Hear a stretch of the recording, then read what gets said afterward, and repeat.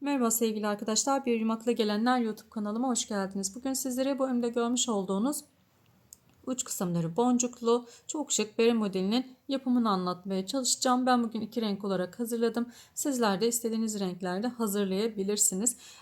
Kombinlerinize şıklık getirecek şahane bir model arkadaşlar.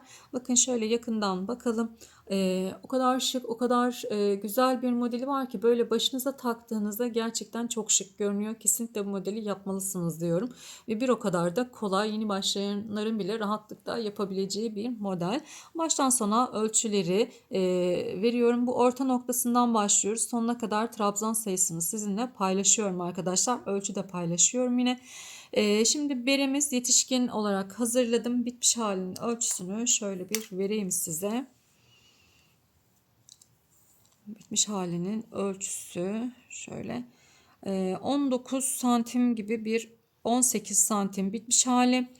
Şuraya kadar yalnız boncuklu kısımla birlikte de 20 santimi buluyor arkadaşlar. Ben şu en son boncuksuz kısımdan 18 santim birazcık daha uzun yapmak isterseniz tabii ki bu sıra sayısını artırabilirsiniz. Uç kısımlarında şöyle boncuklar kullandım. Sizler istediğiniz aksesuarı kullanabilirsiniz. Böyle deniz kabukları var, pullar var rengarenk veya daha büyük boncuklar. Ben elimde bu boncuktan vardı. Bunu kullanmak istedim. İki beremde de aynı şekilde kullandım. Dediğim gibi yetişkin boydur. Küçük boylarda yapmak isterseniz bu ortadaki trabzan sayısını azaltarak başlamanız gerekiyor. Yine video içerisinde bilgilendiriyorum sizi. Verdiğim sayılar tam bir yetişkin boydur. Ben kendi başıma denedim. Bu ölçüler tamdır. Kesinlikle kullanmış olduğum ip ve tığa göre arkadaşlar. Hani farklı iplikler, işte daha kalın iplikler kullanacaksanız eğer artırmalar, eksiltmeler yapmanız gerekiyor. Onu da belirtmiş olayım. Evet, kullanmış olduğum ipim de 330 metrelik bir koton ip kullandım. %55'i pamuk, %45'i akriliktir. Buradan maalesef ip markası belirtemiyoruz. Yasak olduğu için ama açıklama kısmına yazıyorum mutlaka. Oradan bakabilirsiniz eğer aynı ipi kullanmak isterseniz. Evet, modelim bu şekilde. Şimdi isterseniz yapımına geçelim. Geçmeden önce küçük bir hatırlatma yapmak istiyorum. Kanalıma abone olmayı, bildirimleri açmayı unutmayın. Hepinize sağlıklı günler dilerim. Arkadaşlar beremizin yapımına başlıyoruz. Öncelikle sihirli halka yaparak başlayacağım. Şöyle sihirli halka yaparak başlıyoruz. Biraz yakınlaştıralım. Evet, sanırım daha iyi oldu. Şimdi 3 tane zincir çekiyorum. Sihirli halkamın içerisine 13 adet trabzan yapacağım. Zincirimi de sayıyorum. 2 3 ikili trabzanlar yapıyoruz. 4 5 6 7 8. Şöyle ördükçe de biraz kapatalım. 9 10 11 12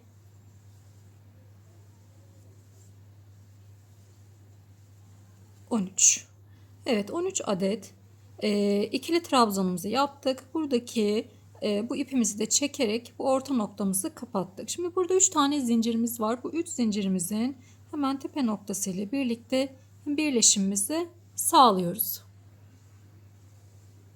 Evet. Daha sonrasında yine 3 tane zincir çekiyorum. Her bir ilmeğime ikişer tane trabzan yapacağız. Şimdi öncelikle hemen bakın dip kısmına 2 tane trabzan yapıyorum. İkili trabzan yapıyorum. 1 2. Yanındakine şunu da arkada yürütelim. Yine yanındakine de 2 tane ikili trabzan yapıyorum.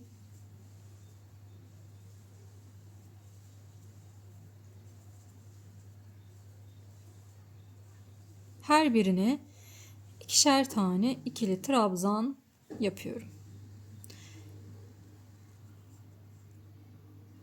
Bu şekilde sıra sonuna kadar geleceğiz.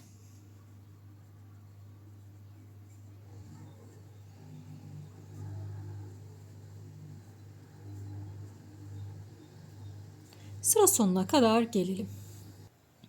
Sıra sonuna kadar geldim. Burada toplamda şu başta çekmiş olduğumuz zinciri de sayarak 25 tane trabzanım var. Sadece bu sırada hemen bu zincirin dibine bir tane trabzan yapıyorum. 26 tane trabzanım olmuş oldu. Şimdi zincirimle tepe noktasıyla birleştiriyorum.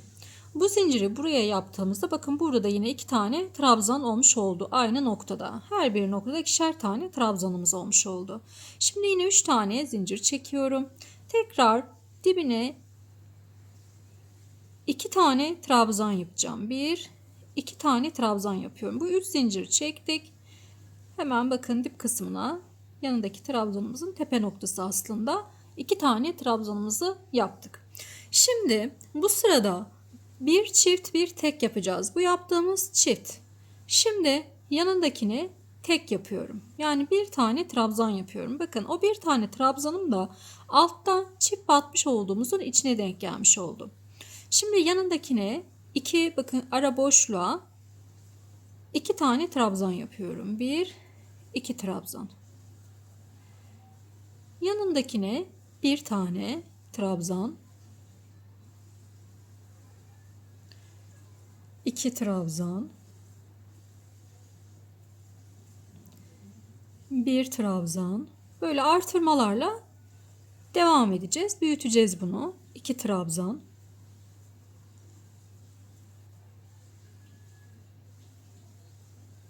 1 trabzan. 2 trabzan.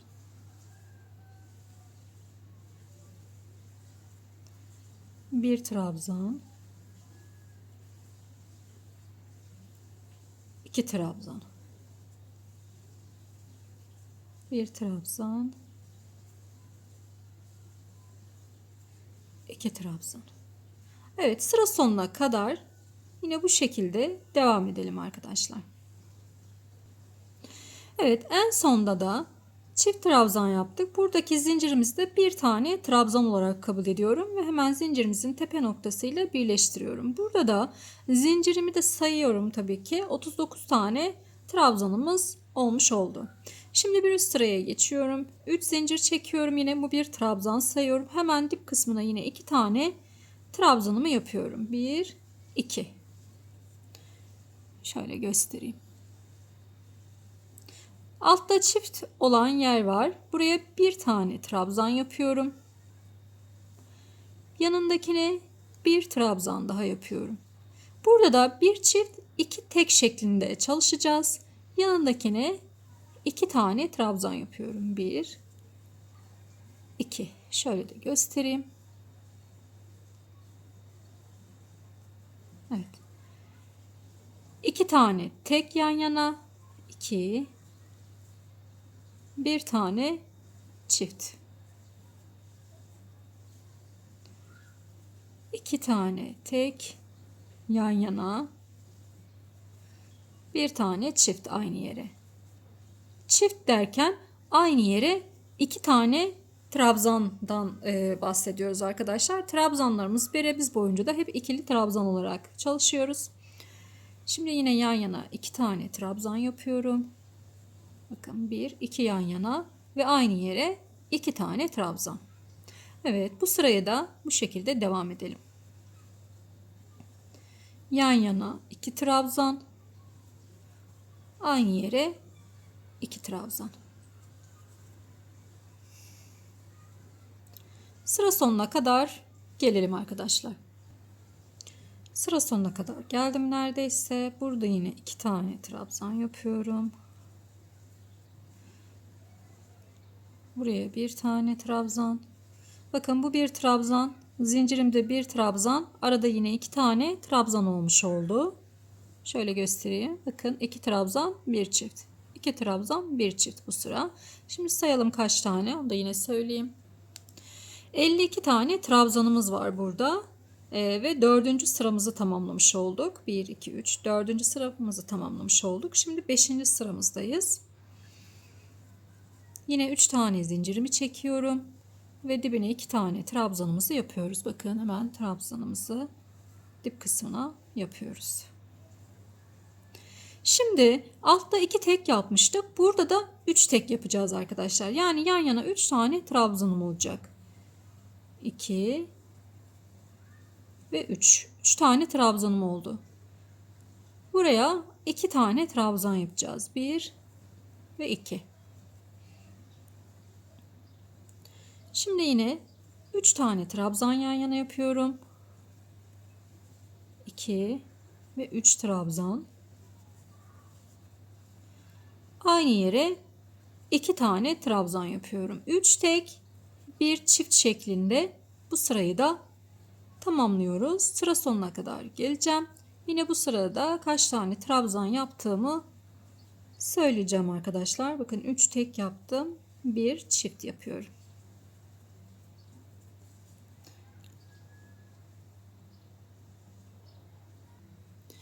Sıra sonundayım. Toplamda 65 tane trabzanım oldu. Bu sırada 5. sıramızdayız.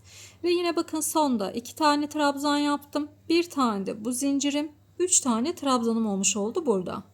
Yine birleşimimizi sağlıyoruz. 1, 2, 3 zincirle ve çift. Evet, şimdi 4. sıramızdayız. 3 zincir çekiyorum yine. Dibine yine 2 tane trabzan yapıyorum. Ve burada da 4 tek, 1 çift yapacağız. Şimdi 1, yanına 2, yanındakine 3 ve yanındakine 4. 4 tane yan yana trabzan yaptım. 5. olan yere de 2 tane trabzan yapacağım. Aynı yere 2 tane trabzan yapacağım. Evet, 1, 2 yan yana yapıyorum. 3, 4 tane yaptım. Sonrasındakini 2 tane çift olarak yapıyorum. 4 tek, 1 çift. Yine bu şekilde sıra sonuna kadar gelelim. Yine sizlere trabzan sayısını söyleyeceğim arkadaşlar. Evet, sıra sonuna kadar geldim. Toplamda 78 tane trabzanım var bu sırada. Şimdi sondakine bakın geldim. Sonda 3 tane tek trabzan yaptım. Bir tane de zincirim var burada. 4 tane trabzanım olmuş olacak. Şimdi birleştirip daha net bakalım. Evet. Bu şekilde. Evet, kaçıncı sırayı yaptık? 2, 4, 6. sırayı yaptık arkadaşlar. Şimdi buradan sonrasında bakın ben daha öncesinde böyle bir bere çalışmıştım. Şöyle uzaklaştırayım birazcık. Net görün. Evet. Bunda bir sıra daha artırma gittim. Yani 5 tek 1 çift şeklinde yaptım ama büyük oldu birazcık. Yani başıma hani giriyor ama biraz büyük duruyor. O yüzden ben o büyüklüğü çok sevmedim.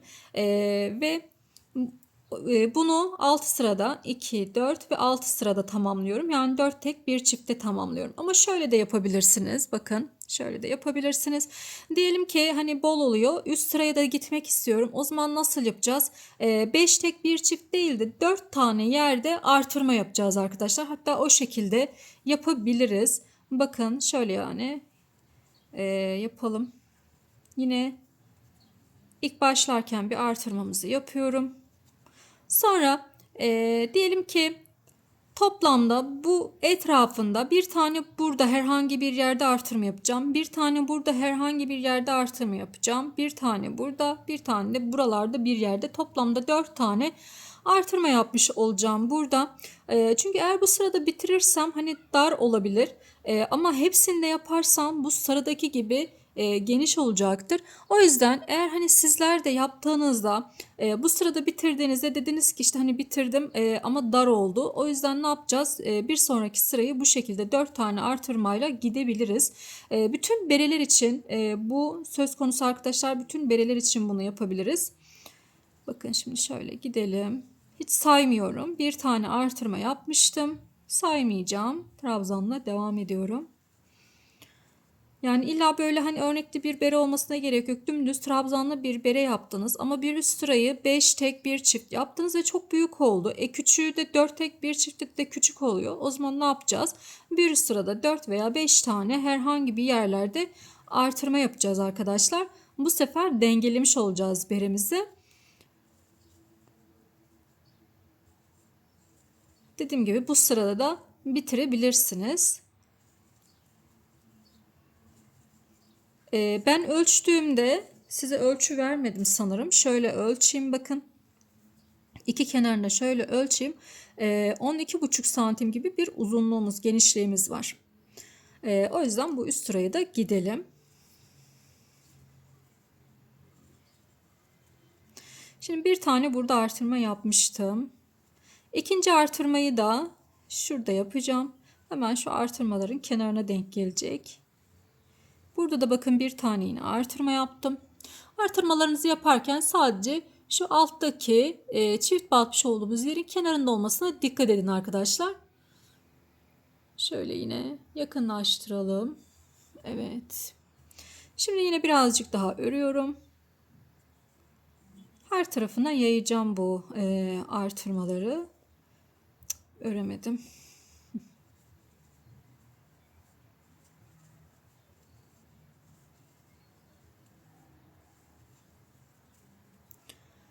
Yetişkin çalışıyoruz.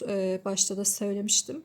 Eğer çocuk boyu hani küçük çocuk boyu çalışacaksanız bu başlangıçtaki 13 tane ile başlamıştık ya arkadaşlar. Onu 12 tane yapın. Yetişkin boyu çalışırken 13 ile başlayın. Şimdi 2, bir tane daha bir yerde yapacağım. Birazcık daha ilerlemek istiyorum.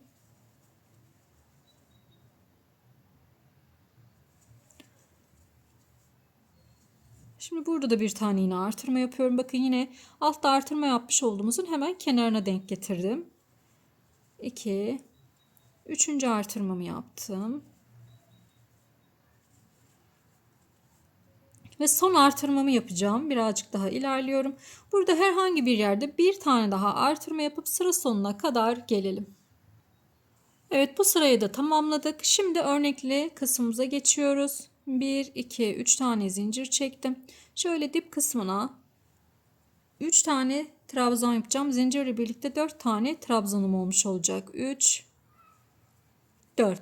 Burada 4 tane trabzanım var. Şimdi bir zincir çekiyorum. 1, 2 tane atlıyorum. Bakın 1, 2 ilmek atlıyorum. 3. trabzanımın tepe noktasına buraya 4 tane trabzan yapıyorum. 1, ikili trabzan yapıyoruz. 2, 3, 4. Şimdi yine bir zincir çekiyorum. 1, 2 tane atlıyorum. Üçüncüye trabzan yapıyorum. 2, 3, 4 tane trabzan yapıyoruz. 4. Yine bir zincir. 1, 2 tane atlıyorum. Üçüncüye 4 tane trabzan yapıyorum.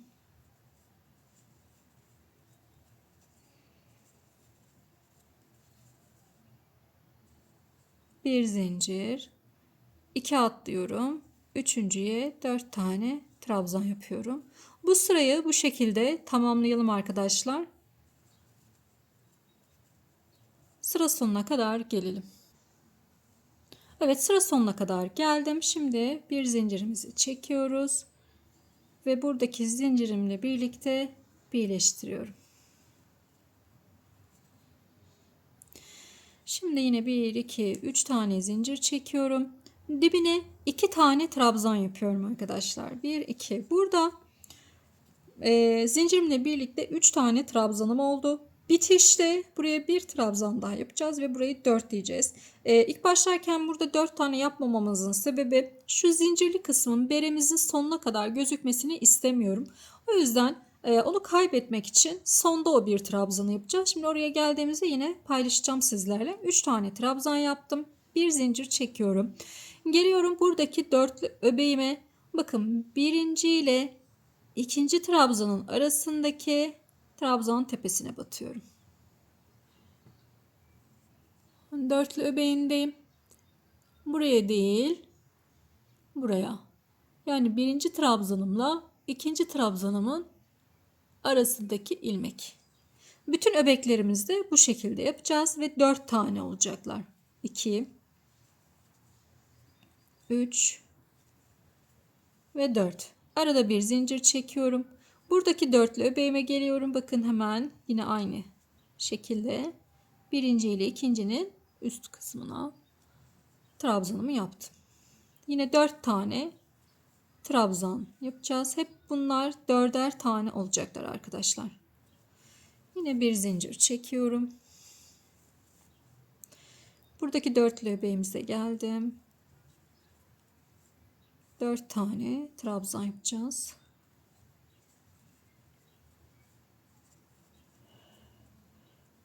Bir zincir. Buraya geliyorum. Birinci ile ikincinin tepe noktasına. Evet, bu sırayı da bu şekilde devam edelim. Sıra sonuna geleceğiz. Az önce göstermiş olduğum, anlatmış olduğum kısmın yapımını nasıl yaptığımı paylaşacağım.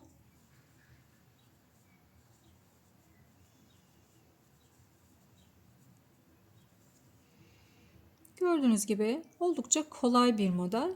Yapacağımız işlem berenin sonuna kadar bu arkadaşlar. Şimdi burada kıvrılmamış olabilir bereniz. Bakın benimki de kıvrılmadı. Gördüğünüz gibi bu şekilde kıvrılmadı. Buranın bu öbekli, dörtlü öbekli yani örnekli kısmın 4. sırasından sonra kıvrılmaya başlayacak. Hani neden benimki böyle supla gibi oluyor demeyin. Benimki de aynı şekilde devam ediyor gördüğünüz gibi. Sonrasında toparlamaya başlayacak. Bu örnekli kısmın 4. sırasından sonra toparlamaya başlayacak arkadaşlar. Evet, şimdi sıramızın sonuna kadar gelelim. Evet, sıra sonuna kadar geldim. Bir zincirimizi çekiyoruz. Burada 3 tane zincir çekmiştik. Şimdi bakın hemen şu 2 tane zincirimin olduğu kısım, bakın şu 2 tane yapmış olduğumuz aynı yere batmış olduğumuz yer var. Buraya batıyorum. İpimi aldım ve burada trabzanımı yapıyorum. Şu zincirimizin tepe noktasıyla da birleşimimizi sağlıyoruz. Bakın bu şekilde. Hiçbir şekilde o zincir detayımız, şuradaki o 3 tane çekmiş olduğumuz zincir detayımız böyle yaptığımızda belli olmayacak. Şimdi yine 3 tane zincir çekiyorum. Aynı noktaya 2 tane trabzan yapıyorum. Zincirim dahil 3 trabzanım oldu. Sonda yine bakın geleceğiz. Hemen buraya bir tane trabzan yapacağız sonda. Şimdi yine bir zincir çekiyorum. Buradaki dörtlü öbeğimizin bir ile ikincisinin arasındaki ilmeğimize 4 tane trabzan yapıyoruz. 1 2 3 4. Bir zincir. Yine aynı yere bakın 4 tane trabzanım var. Bir ile ikincisinin arasındaki yere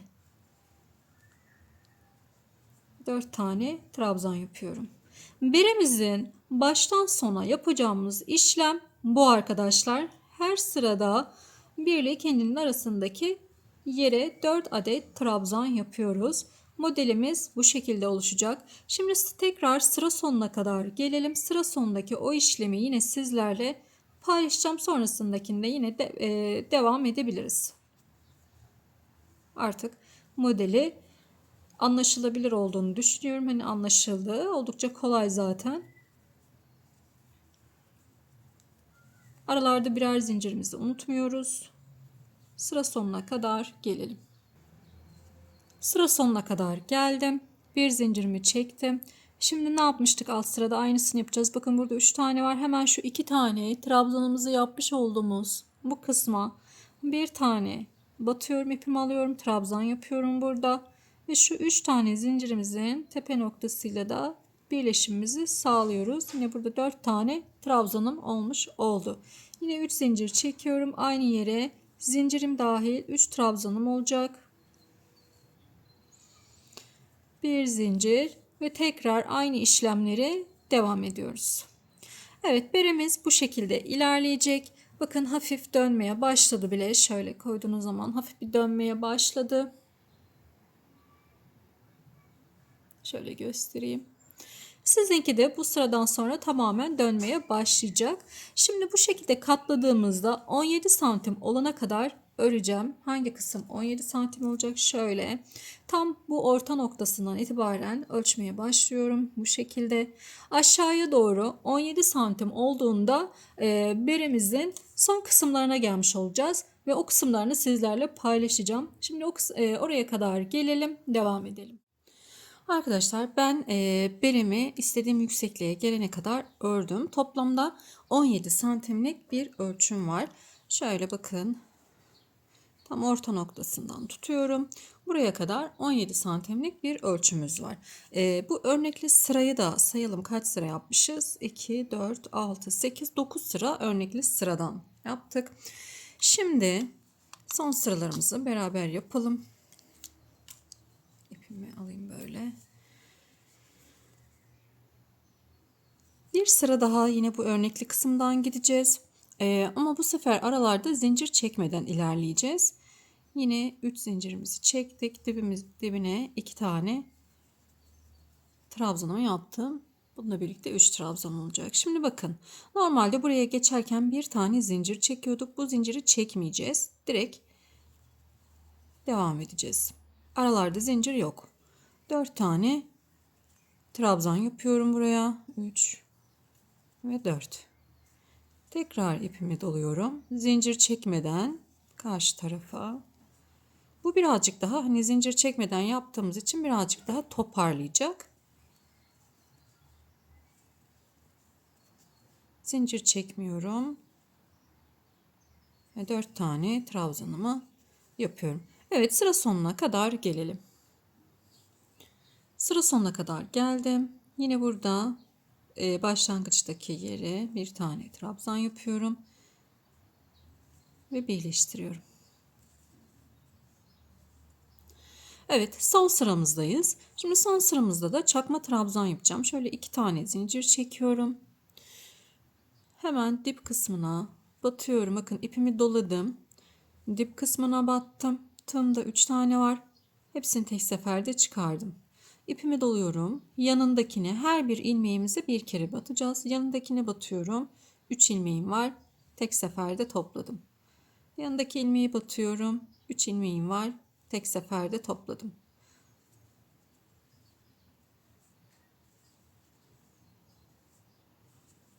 Bu sırayı da çakma trabzan olarak gideceğim. Sonrasında da boncuklu sıramızla devam edeceğiz.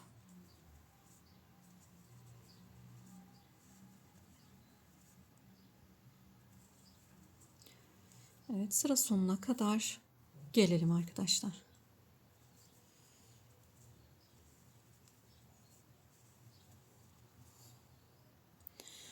Evet, sıra sonuna kadar geldim. Şimdi burada yine 2 zincir çekmiştik. Burayla birleşimimizi sağlıyoruz. Birimizin son sırasında hazırladık. Şimdi boncuklarını ekleme sırasına geldi arkadaşlar.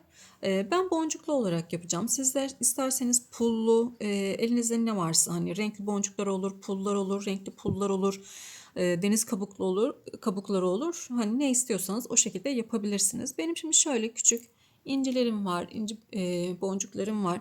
Bunların, bakın şöyle bir tane alıp göstereyim. Şu delik kısımları küçük.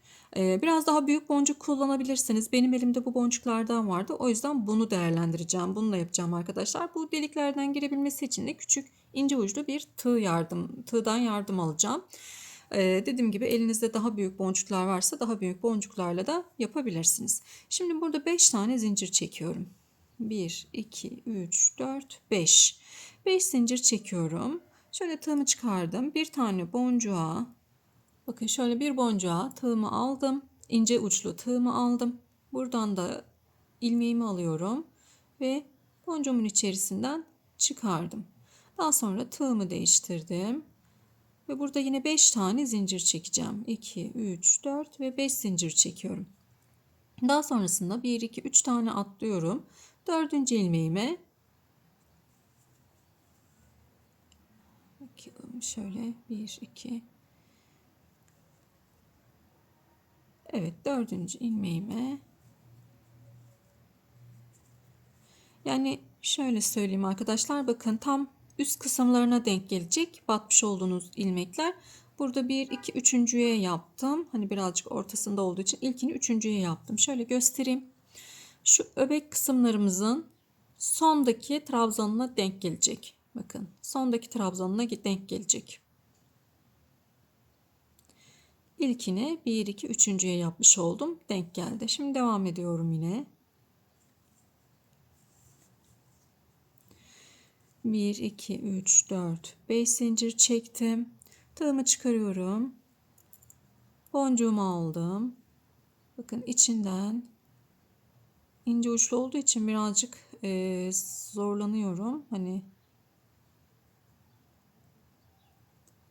boncuğun içinden çıkardım. Tığımı değiştiriyorum. 5 tane zincir çekeceğim. 1, 2, 3, 4 ve 5 zincir çekiyorum. Şimdi 3 tane atlıyoruz. 1, 2, 3 tane atlıyorum. Dördüncüye bakın hemen üzerindekine denk gelmiş olacak arkadaşlar. Şöyle sık iğne ile sabitledim. Şöyle göstereyim. Bakın dördüncü ilmeğimin hemen üstü. Alttaki öbekli kısım dördüncü ilmeğimin hemen üstü. Bunlara dikkat edelim. Evet, tekrar 1, 2, 3, 4, 5 zincir çekiyorum. İnce tığımla boncuğumuzu alıyoruz. Bir boncuk. Şöyle. Önce boncuğu tığıma takıyorum. Daha sonra ipi ve içinden ipi çıkarıyorum. 2, 3, 4 ve 5 zincir çekiyorum. 3 tane atladım. Dördüncüye sık iğne ile bağladım. Bakın bu da yine aynı şekilde dördüncünün hemen üst kısmına denk geldi. Evet, boncuklarımızı bu şekilde takacağız.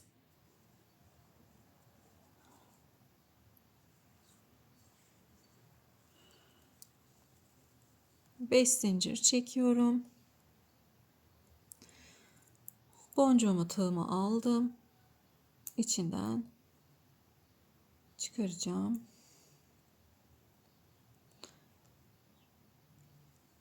Ve tekrar 5 tane daha zincir çekip 3 tane atlıyorum ve dördüncüye sık iğne ile bağlıyorum.